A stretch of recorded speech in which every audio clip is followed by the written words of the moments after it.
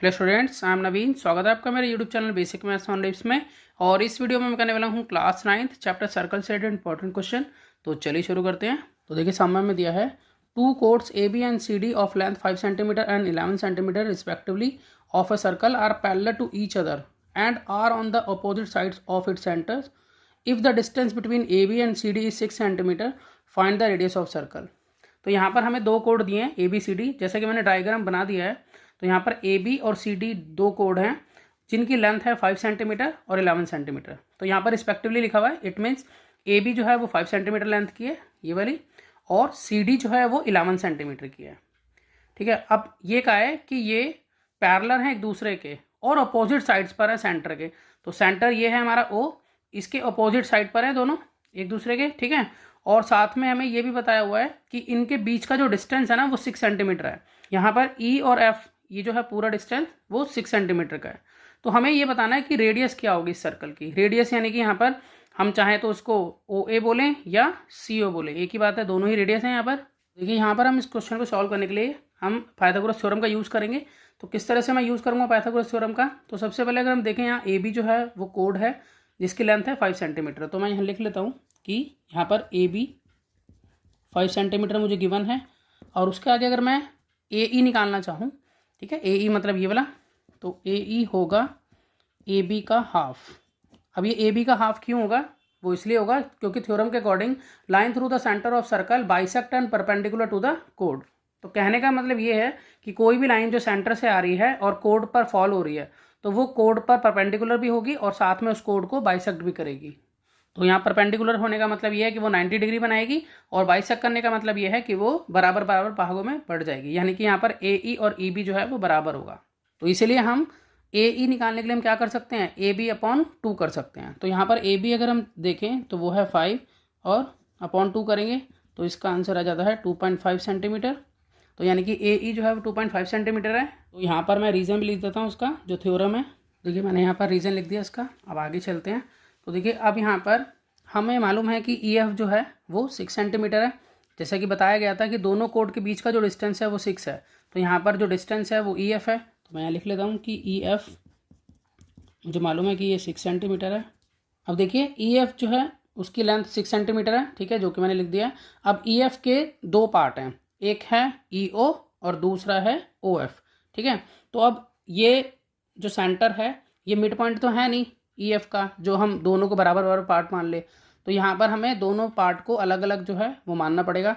तो मैं यहाँ पर ई ओ को एक्स मान लेता हूँ और जो ओ एफ है उसको 6 माइनस एक्स मान लेता हूँ, क्योंकि फुल 6 है। ठीक है, इसीलिए हमें क्या करना होगा, यहाँ पर ई ओ को मैं एक्स मानूंगा और ओ एफ को 6 माइनस एक्स मानूंगा। तो मैं इसको लिख लेता हूँ कि let E O equal to X centimetre and O F is equal to 6 minus X centimetre. देखिए अब हम आ जाते हैं ट्रायंगल ए ओ ई में। ठीक है, तो इन ट्रायंगल ए ओ ई में तो यहाँ पर हम पाइथागोरस थ्योरम लगा सकते हैं, क्योंकि हमें मालूम है कि ये लाइन जो है कोड पर पड़ रही है, ई ओ लाइन है कोड पर पड़ रही है, तो वो 90 डिग्री होगी यहाँ पर। ठीक है, और बाइसेक्ट भी करेगी। फिलहाल मैं 90 डिग्री का यूज़ करूँगा यहाँ पर।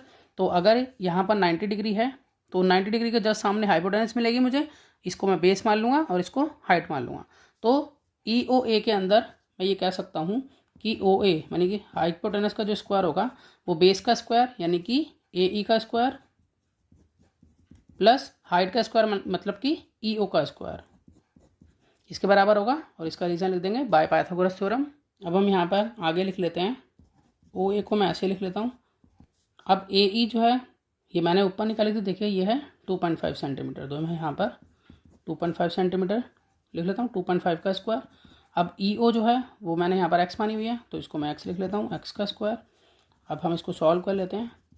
तो 2.5 का स्क्वायर यानी कि 2.5 मल्टीप्लाई 2.5 होगा, तो ये हो जाएगा 6.25 प्लस ये एक्स स्क्वायर ऐसे ही है।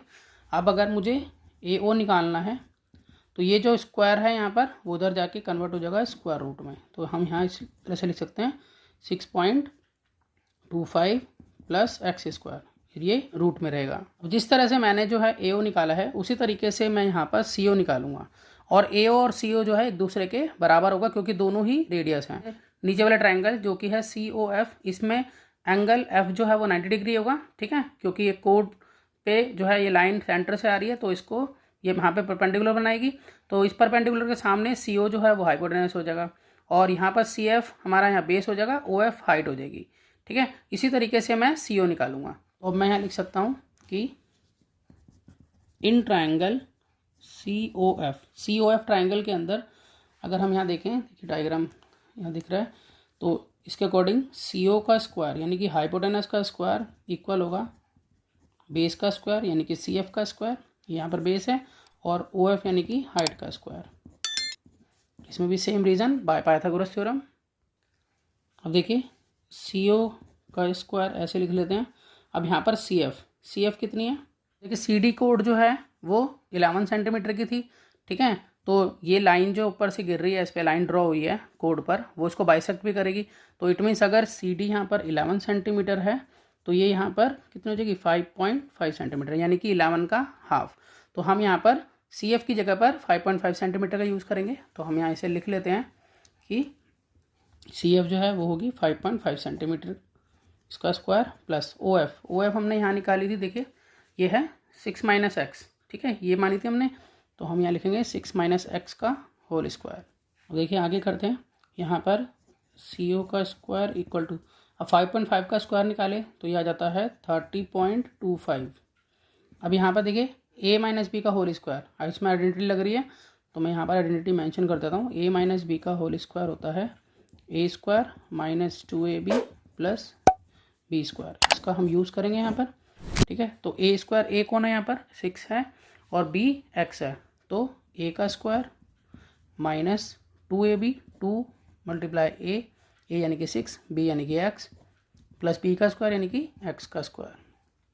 अब यहाँ पर और सॉल्व कर लेते हैं इसको, तो ये रहेगा 30.25 प्लस 6 का स्क्वायर होगा 36 और 6 2 12 माइनस 12x प्लस एक्स का स्क्वायर।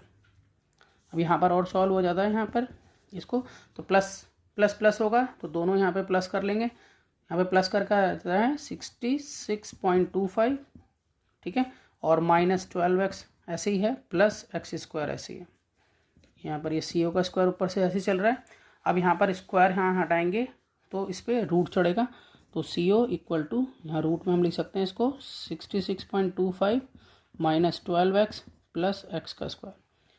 अब देखिए जैसे कि मैंने आपको बताया था कि इस डायग्राम के अकॉर्डिंग जो ए ओ और सी ओ है ये दोनों ही क्या है रेडियस है, और रेडियस सर्कल में हमेशा सेम होती हैं। तो इसीलिए मैं ये कह सकता हूँ यहाँ पर कि ए ओ और सी ओ जो है इक्वल एक दूसरे के। तो मैं यहाँ पर इसका यूज़ करूँगा कि ए ओ इक्वल है सी ओ के, क्यों, क्योंकि ये रेडियस ऑफ सर्कल है।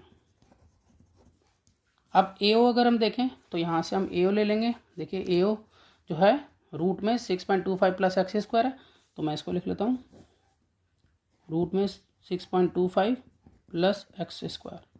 दूसरी तरफ सी ओ जो है वो यहाँ पर लिखी हुई है रूट में 66.25 minus 12x plus X square. अब अगर हम दोनों तरफ स्क्वायरिंग कर दें तो ये रूट जो है वो कैंसिल हो जाएंगे, ठीक है। तो मैं यहाँ पर इसी को यहीं से कैंसिल कर देता हूँ, ये दोनों रूट आपस में कैंसिल हो जाएंगे। अब हमारे पास यहाँ बच गया 6.25 plus X square equal to 66.25 minus 12x plus X square. अब यहाँ पर अगर हम देखें तो अगर ये एक्स स्क्वायर इधर आएगा तो माइनस का होगा, तो प्लस माइनस माइनस होंगे तो कैंसिल हो जाएगा, तो मैं यहीं पर इसको कैंसिल कर देता हूँ। और यहाँ पर 6.25 अपनी जगह पर है, ये 66.25 लेफ्ट में शिफ्ट होगा तो साइन चेंज करेगा, तो ये हो जाएगा 66.25 माइनस में और इक्वल टू माइनस 12x। अब यहाँ पर हम इसको सॉल्व कर लेते हैं और आगे तो प्लस माइनस माइनस होते हैं तो इन दोनों को माइनस करेंगे तो हमारे पास यहाँ पर आ जाता है 60, वो भी माइनस का क्योंकि निशान बड़ी संख्या का लगेगा, इक्वल टू यहाँ है माइनस 12x। तो माइनस से माइनस ये कैंसिल हो जाता है, तो यहाँ 60 अपॉन में 12 करेंगे तो यहाँ पर आ जाता है 5, x जो है वो 5 के इक्वल आ गया है। अब x जो है वो 5 के इक्वल आया, तो अगर हम यहाँ फिगर को देखें, देखिए x हमने किसे माना हुआ था, तो यहाँ पर हमने EO को x माना था, यानी कि ये हमारा आ गया है 5, ठीक है।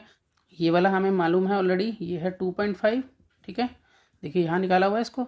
अब हम यहाँ पर अगर हम रेडियस निकालना चाहते हैं तो यहाँ पाइथागोरस थ्योरम को हम लगाएंगे और हम इसमें रेडियस निकाल लेंगे, जो कि यहाँ पर रेडियस किसके इक्वल है, हाइपोटेनस के इक्वल। मैंने वहाँ से जो है उस ट्राइंगल को बाहर निकाल लिया सर्कल में से, ठीक है। तो यहाँ पे मैं लिख सकता हूँ triangle AOE is right angle triangle. तो इसलिए हम यहाँ पर पाइथागोरस थ्योरम फिट करेंगे, यानी कि AO का स्क्वायर इक्वल होगा AE का स्क्वायर यानी कि बेस का स्क्वायर, हाइपोटेनस का स्क्वायर इक्वल टू बेस का स्क्वायर प्लस हाइट का स्क्वायर, हाइट यानी कि EO का स्क्वायर, और यहाँ पर बाय PT मतलब पाइथागोरस थ्योरम शॉर्ट में लिख दिया मैंने अभी फ़िलहाल। तो AO हमें निकालना है यहाँ पर। AE देखें तो ये है 2.5 का स्क्वायर, EO 5 का स्क्वायर, यहाँ पर 2.5 का स्क्वायर हो गया 6.25 और 5 का स्क्वायर हो गया 25 AO का स्क्वायर। अब यहाँ पर इन दोनों को ऐड कर लेते हैं तो आ जाता है यानी कि 31.25, ये है AO के स्क्वायर के बराबर। अब हमें यहाँ पर इसका रूट निकालना होगा, ठीक है। तो AO निकालने के लिए हम क्या करेंगे, रूट में लिखेंगे इसको 31.25, इसको हटाकर मैं नीचे लगा देता हूँ 100। तो इट मीन्स इसको हम इस तरह से लिख सकते हैं, रूट में 3125 अपॉन में रूट में 100। अब यहाँ पर इसका अलग निकालेंगे, इसका अलग निकाल लेते हैं। तो यहाँ पर इसको फैक्टराइज में कर रहा हूँ,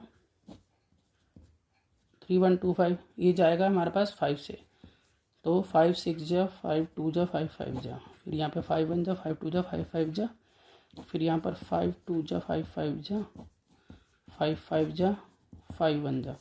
तो हम यहाँ पर इस तरह से इसको लिख सकते हैं कि रूट में आ रहा है 5 × 5 × 5 × 5 × 5, ये है अब 5, तो ये हो गए। और अपॉन में अब 100 का निकाल लेते हैं, इसी तरह से यहाँ पर फैक्टराइज कर लेते हैं इसको।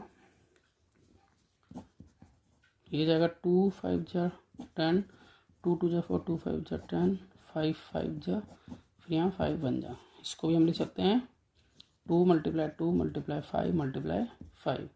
अब यहाँ पर देखिए, इसमें से पेयर में से एक बाहर आएगा, इसमें से एक बाहर आएगा, तो यहाँ 5 × 5 और इधर अंदर रह गया √5, और इधर देखें तो ये पूरा ही बाहर आ गया, तो ये हो गया 2 × 5।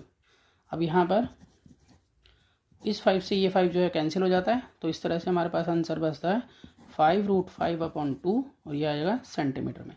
तो OA मतलब रेडियस जो है, तो रेडियस ऑफ सर्कल जो है 5√5/2 आ गई है। तो मैं यहाँ इसको लिख लेता हूँ कि रेडियस ऑफ सर्कल यहाँ पर है 5√5/2 सेंटीमीटर। तो मैं आशा करता हूँ कि आपको ये सम समझ में आया होगा। इसी तरह के बहुत से सम्स क्लास 9th के लिए पहले से अपलोड हैं, आप उन्हें देख सकते हैं। तो मिलते हैं नेक्स्ट वीडियो में और नए सम के साथ, तब तक के लिए गुड बाय।